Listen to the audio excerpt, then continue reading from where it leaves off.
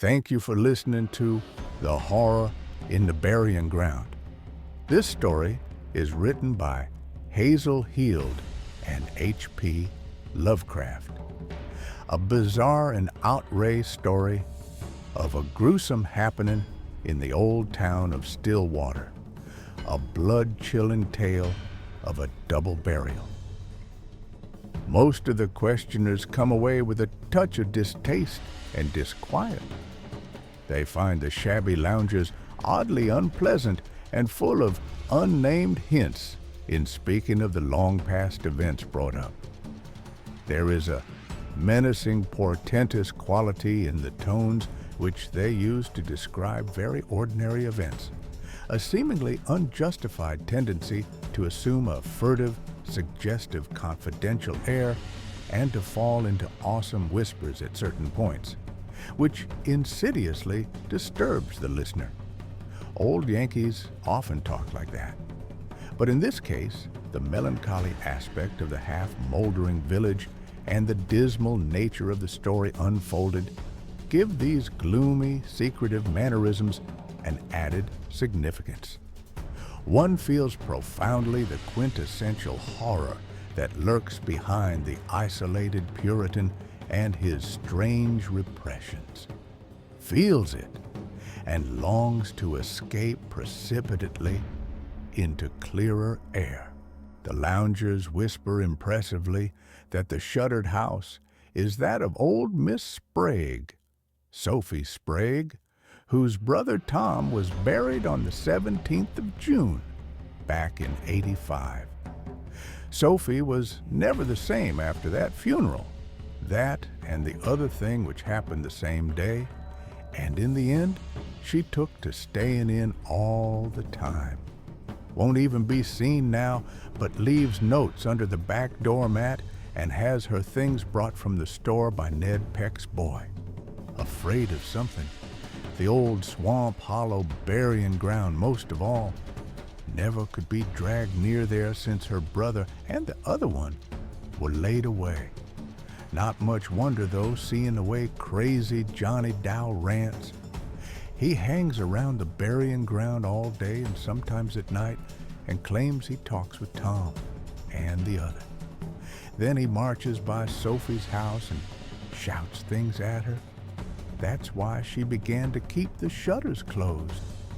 He says things are coming from somewhere to get her sometime. Ought to be stopped. But one can't be too hard on poor Johnny. Besides, Steve Barber always had his opinions. Johnny does his talking to two of the graves.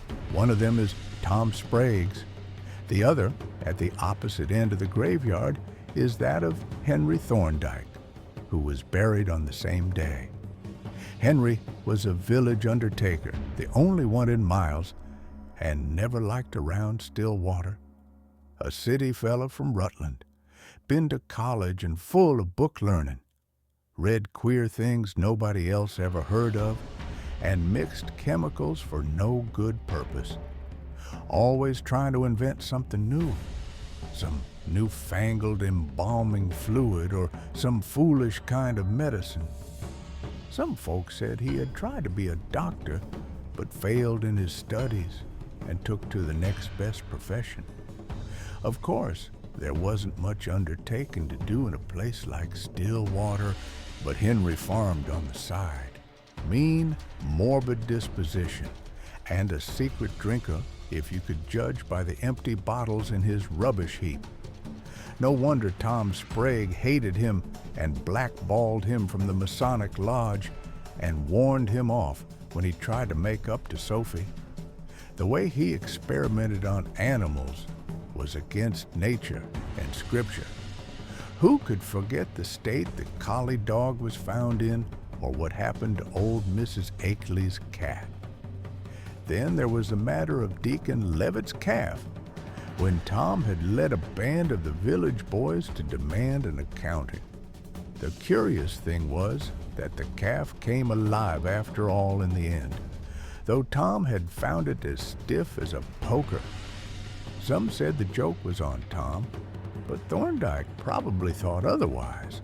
since he had gone down under his enemy's fist before the mistake was discovered. Tom, of course, was half drunk at the time. He was a vicious brute at best and kept his poor sister half cowed with threats. That's probably why she is such a fear-racked creature still. There were only the two of them, and Tom would never let her leave because that meant splitting the property. Most of the fellows were too afraid of him to shine up to Sophie. He stood 6'1" in his stockings, but Henry Thorndike was a sly cuss who had ways of doing things behind folks' backs. He wasn't much to look at, but Sophie never discouraged him any. Mean and ugly as he was, she'd have been glad if anybody could have freed her from her brother. She may not have stopped to wonder how she could get clear of him after he got her clear of Tom. Well, that was the way things stood in June of '86. Up to this point, the whisperers of the loungers at Peck's store are not so unbearably portentous, but as they continue, the element of secretiveness and malign tension grows. Tom Sprague, it appears, used to go to Rutland on periodic sprees, his absences being Henry Thorndike's great opportunities. He was always in bad shape when he got back, and old Dr. Pratt, deaf and half-blind though he was, used to warn him about his heart and about the danger of delirium tremens. Folks could always tell by the shouting and cursing when he was home again. It was on the 9th of June, on a Wednesday, the day after young Joshua Goodenough finished building his new-fangled silo, that Tom started out on his last and longest spree. He came back the next Tuesday morning, and folks at the store saw him lashing his bay stallion the way he did when whiskey had a hold of him. Then there came shouts and shrieks and oaths from the Sprague house. And first thing anybody knew, Sophie was running over to old Dr. Pratt's at top speed. The doctor found Thorndike at Sprague's when he got there, and Tom was on the bed in his room, with eyes staring and foam around his mouth. Old Pratt fumbled around and gave the usual tests, then shook his head solemnly and told Sophie she had suffered a great bereavement, that her nearest and dearest had passed through the pearly gates to a better land, just as everybody knew he would if he didn't let up on his drinking. Sophie kind of sniffled, the loungers whispered, but didn't seem to take on much. Thorndike didn't do anything but smile, perhaps at the ironic fact that he, always an enemy, was now the only person who could be of any use to Thomas Sprague. He shouted something in old Dr. Pratt's half-good ear about the need of having the funeral early on account of Tom's condition.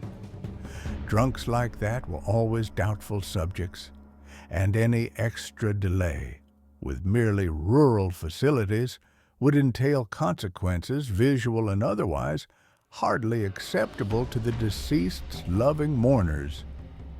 The doctor had muttered that Tom's alcoholic career ought to have embalmed him pretty well in advance, but Thorndike assured him to the contrary, at the same time boasting of his own skill and of the superior methods he had devised through his experiments. It is here that the whispers of the loungers grow acutely disturbing. Up to this point, the story is usually told by Ezra Davenport or Luther Fry, if Ezra is laid up with chilblains, as he is apt to be in winter. But from now on, old Calvin Wheeler takes up the thread, and his voice has a damnably insidious way of suggesting hidden horror. If Johnny Dow happens to be passing by, there is always a pause, for Stillwater does not like to have Johnny talk too much with strangers. Calvin edges close to the traveler and sometimes seizes a coat lapel with his gnarled, mottled hand while he half shuts his watery blue eyes. "Well, sir," he whispers, "Henry, he went home and got his undertaker's fixin's. Crazy Johnny Dow lugged most of 'em, for he was always doing chores for Henry, and says as Doc Pratt and Crazy Johnny should help lay out the body. Doc always did say as how he thought Henry talked too much, a-boastin' what a fine workman he was, and how lucky it was that Stillwater had a reg'lar undertaker instead of buryin' folks just as they was, like they do over to Whitby. Suppose, says he, some fella was to be took with some of them paralyzing cramps like you read about. How'd a body like it when they lowered him down and begun shoveling the dirt back? How'd he like it when he was choking down there under the new headstone, scratching and tearing if he chanced to get back the power, but all the time knowing it wasn't no use? No, sir, I tell you, it's a blessin' Stillwater's got a smart doctor as knows when a man's dead and when he ain't, and a trained undertaker who can fix a corpse so he'll stay put without no trouble." That was the way Henry went on talking, most like he was talking to poor Tom's remains. And old Doc Pratt, he didn't like what he was able to catch of it, even though Henry did call him a smart doctor. Crazy Johnny kept watching of the corpse, and it didn't make it none too pleasant the way he'd slobber about things like, "He ain't cold, Doc," or "I see his eyelids move," or "There's a hole in his arm just like the ones I get when Henry gives me a syringe full of what makes me feel good." Thorndike shut him up on that, though we all knowed he'd been giving poor Johnny drugs. It's a wonder the poor fella ever got clear of the habit.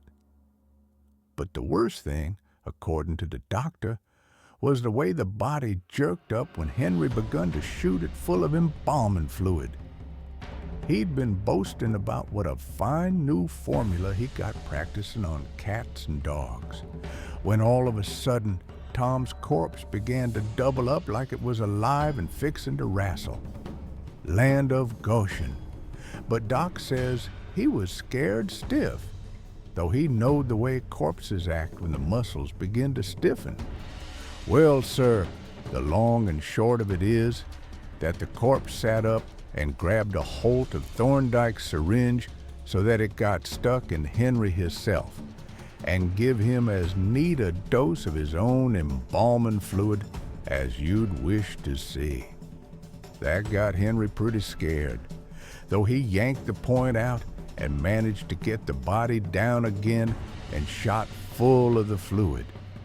He kept measuring more of the stuff out as though he wanted to be sure there was enough, and kept reassuring himself as not much had got into him. But Crazy Johnny begun singing out, "That's what you give Lige Hopkins' dog when it got all dead and stiff and then waked up again. Now you're going to get dead and stiff like Tom Sprague be. Remember, it don't set to work till after a long spell if you don't get much." Sophie, she was downstairs with some of the neighbors. My wife Matilde, she that's dead and gone this 30 year, was one of them. They were all trying to find out whether Thorndike was over when Tom came home, and whether finding him there was what set poor Tom off. I may as well say as some folks thought it mighty funny that Sophie didn't carry on more, nor mind the way Thorndike had smiled. Not as anybody was hinting that Henry helped Tom off with some of his queer cooked-up fluids and syringes, or that Sophie would keep still if she thought so. But you know how folks will guess behind a body's back. We all know the nigh crazy way Thorndike had hated Tom, not without reason at that. And Emily Barber says to my Matilde, as how Henry was lucky to have old Doc Pratt right on the spot with a death certificate as didn't leave no doubt for nobody. When old Calvin gets to this point, he usually begins to mumble indistinguishably in his straggling, dirty white beard. Most listeners try to edge away from him, and he seldom appears to heed the gesture.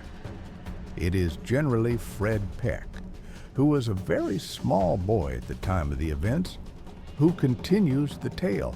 Thomas Sprague's funeral was held on Thursday, June 17th, only 2 days after his death. Such haste was thought almost indecent in remote and inaccessible Stillwater, where long distances had to be covered by those who came, but Thorndike had insisted that the peculiar condition of the deceased demanded it. The undertaker had seemed rather nervous since preparing the body, and could be seen frequently feeling his pulse. Old Dr. Pratt thought he must be worrying about the accidental dose of embalming fluid. Naturally, the story of the laying out had spread, so that a double zest animated the mourners who assembled to glut their curiosity and morbid interest. Thorndike, though he was obviously upset, seemed intent on doing his professional duty in magnificent style.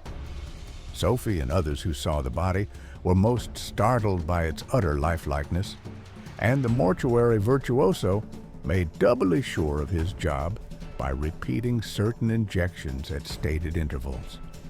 He almost wrung a sort of reluctant admiration from the townfolk and visitors, though he tended to spoil that impression by his boastful and tasteless talk. Whenever he administered to his silent charge, he would repeat that eternal rambling about the good luck of having a first-class undertaker. What, he would say, as if directly addressing the body, if Tom had had one of those careless fellows who bury their subjects alive. The way he harped on the horrors of premature burial was truly barbarous and sickening. Services were held in the stuffy best room, opened for the first time since Mrs. Sprague died. The tuneless little parlor organ groaned disconsolately, and the coffin, supported on trestles near the hall door, was covered with sickly-smelling flowers. It was obvious that a record-breaking crowd was assembling from far and near, and Sophie endeavored to look properly grief-stricken for their benefit. At unguarded moments, she seemed both puzzled and uneasy, dividing her scrutiny between the feverish-looking undertaker and the lifelike body of her brother. A slow disgust at Thorndike seemed to be brewing within her, and neighbors whispered freely that she would soon send him about his business now that Tom was out of the way. That is, if she could, for such a slick customer was sometimes hard to deal with. But with her money and remaining looks, she might be able to get another fellow, and he'd probably take care of Henry well enough. As the organ wheezed into beautiful Isle of Somewhere, the Methodist church choir added their lugubrious voices to the gruesome cacophony, and everyone looked piously at Deacon Levitt. Everyone, that is, except crazy Johnny Dow, who kept his eyes glued to the still form beneath the glass of the coffin. He was muttering softly to himself. Stephen Barber, from the next farm, was the only one who noticed Johnny. He shivered as he saw that the idiot was talking directly to the corpse, and even making foolish signs with his fingers as if to taunt the sleeper beneath the plate glass. Tom, he reflected, had kicked poor Johnny around on more than one occasion, though probably not without provocation. Something about this whole event was getting on Stephen's nerves. There was a suppressed tension and brooding abnormality in the air for which he could not account. Johnny ought not to have been allowed in the house. And it was curious what an effort Thorndyke seemed to be making to look at the body. Every now and then, the undertaker would feel his pulse with an odd air. The Reverend Silas Atwood droned on in a plaintive monotone about the deceased, about the striking of death's sword in the midst of this little family, breaking the earthly tie between this loving brother and sister. Several of the neighbors looked furtively at one another from beneath lowered eyelids, while Sophie actually began to sob nervously. Thorndyke moved to her side and tried to reassure her, but she seemed to shrink curiously away from him. His motions were distinctly uneasy, and he seemed to feel acutely the abnormal tension permeating the air. Finally, conscious of his duty as master of ceremonies, he stepped forward and announced in a sepulchral voice that the body might be viewed for the last time. Slowly, the friends and neighbors filed past the bier, from which Thorndyke roughly dragged crazy Johnny away. Tom seemed to be resting peacefully. That devil had been handsome in his day. A few genuine sobs, and many feigned ones, were heard, though most of the crowd were content to stare curiously and whisper afterward. Steve Barber lingered long and attentively over the still face and moved away shaking his head.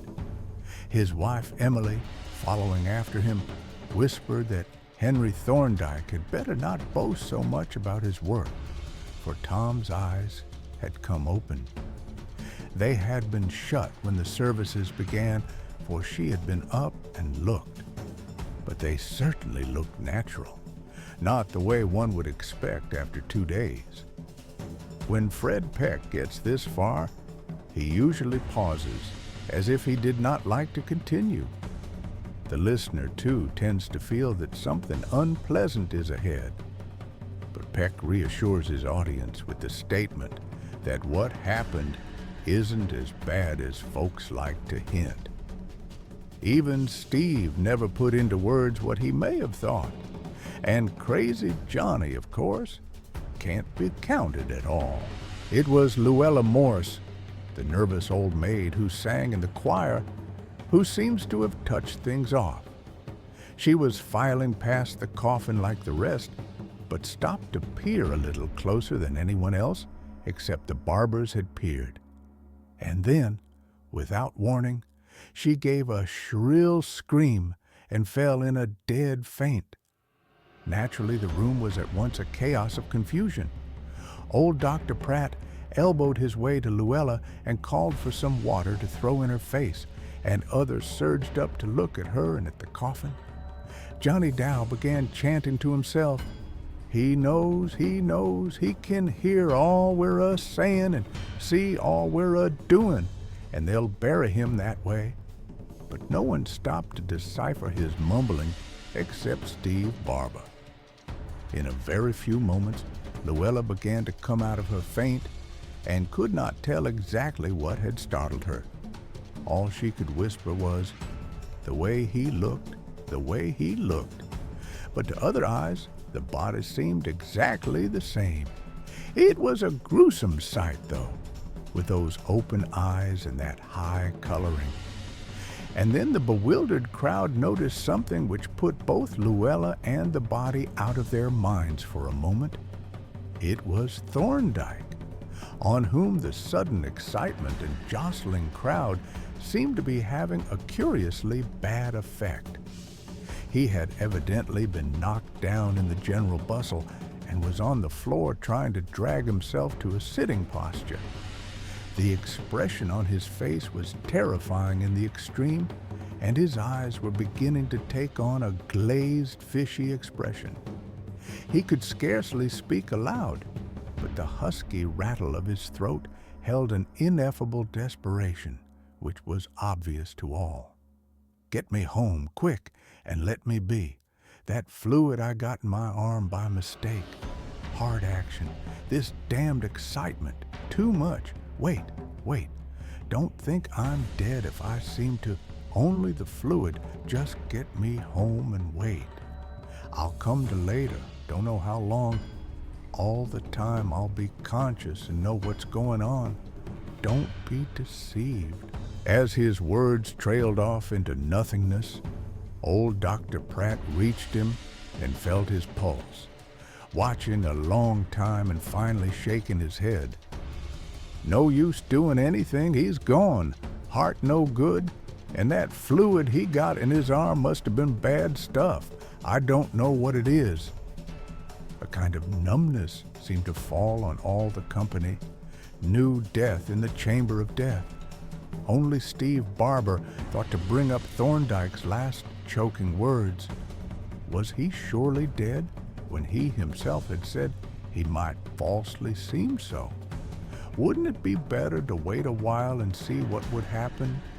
And for that matter, what harm would it do if Doc Pratt were to give Tom Sprague another looking over before burial? Crazy Johnny was moaning and had flung himself on Thorndyke's body like a faithful dog. Don't ye bury him, don't ye bury him. He ain't dead no more, not Lige Hopkins' dog, nor Deacon Levitt's calf was when he shot him full. He's got some stuff he puts into you to make ye seem like dead when you ain't. Ye seem like dead, but ye know everything what's a-going on, and the next day ye come to as good as ever. Don't ye bury him. He'll come to under the earth, and he can't scratch up. He's a good man, and not like Tom Sprague. Hope to God Tom scratches and chokes for hours and hours. But no one save Barbara was paying any attention to poor Johnny. Indeed, what Steve himself had said had evidently fallen on deaf ears. Uncertainty was everywhere. Old Doc Pratt was applying final tests and mumbling about death certificate blanks, and unctuous Elder Atwood was suggesting that something be done about a double interment. With Thorndyke dead, there was no undertaker this side of Rutland, and it would mean a terrible expense if one were to be brought from there, and if Thorndyke were not embalmed in this hot June weather, well, one couldn't tell. And there were no relatives or friends to be too critical, unless Sophie chose to be. But Sophie was on the other side of the room, staring silently, fixedly, and almost morbidly into her brother's coffin. Deacon Levitt tried to restore a semblance of decorum, and had poor Thorndyke carried across the hall to the sitting room, meanwhile sending Zenas Wells and Walter Perkins over to the undertaker's house for a coffin of the right size. The key was in Henry's trousers pocket. Johnny continued to whine and paw at the body, and Elder Atwood busied himself with inquiring about Thorndyke's denomination, for Henry had not attended local services. When it was decided that his folks in Rutland, all dead now, had been Baptists, the Reverend Silas decided that Deacon Levitt had better offer the brief prayer. It was a gala day for the funeral fanciers of Stillwater and vicinity. Even Luella had recovered enough to stay. Gossip murmured and whispered, buzzed busily, while a few composing touches were given to Thorndyke's cooling, stiffening form. Johnny had been cuffed out of the house, as most agreed he should have been in the first place, but his distant howls were now and then wafted gruesomely in. When the body was encoffined and laid out beside that of Thomas Sprague, the silent, almost frightening-looking Sophie gazed intently at it as she had gazed at her brothers. She had not uttered a word for a dangerously long time, and the mixed expression on her face was past all describing or interpreting. As the others withdrew to leave her alone with the dead, she managed to find a sort of mechanical speech, but no one could make out the words, and she seemed to be talking first to one body and then the other. And now, with what would seem to an outsider the acme of gruesome unconscious comedy, the whole funeral mummery of the afternoon was listlessly repeated. Again the organ wheezed, again the choir screeched and scraped, again a droning incantation arose, and again the morbidly curious spectators filed past a macabre object, this time a dual array of mortuary repose. Same of the more sensitive people shivered at the whole proceeding, and again Stephen Barber felt an underlying note of eldritch horror and demoniac abnormality. God, how lifelike both of those corpses were, and how in earnest poor Thorndyke had been about not wanting to be judged dead, and how he had hated Tom Sprague. But what could one do in the face of common sense? A dead man was a dead man, and there was old Doc Pratt with his years of experience. If nobody else bothered, why should one bother oneself? Whatever Tom had got, he had probably deserved, and if Henry had done anything to him, the score was even now. Well, Sophie was free at last. As the peering procession moved at last toward the hall and the outer door, Sophie was alone with the dead once more. Elder Atwood was out in the road, talking to the hearse driver from Lee's livery stable, and Deacon Levitt was arranging for a double quota of pallbearers. Luckily, the hearse would hold 2 coffins. No hurry. Ed Plummer and Ethan Stone were going ahead with shovels to dig the second grave. There would be 3 livery hacks and any number of private rigs in the cavalcade. No use trying to keep the crowd away from the graves. Then came that frantic scream from the parlor where Sophie and the bodies were. Its suddenness almost paralyzed the crowd and brought back the same sensation which had surged up when Luella had screamed and fainted. Steve Barber and Deacon Levitt started to go in, but before they could enter the house, Sophie was bursting forth, sobbing and gasping about that face at the window, that face at the window. At the same time, a wild-eyed figure rounded the corner of the house, removing all mystery from Sophie's dramatic cry. It was, very obviously, the face's owner, poor crazy Johnny, who began to leap up and down, pointing at Sophie and shrieking, "She knows! She knows! I seen it in her face when she looked at him and talked to him. She knows, and she's a-letting him go down in the earth to scratch and claw for air. But they'll talk to her so she can hear him.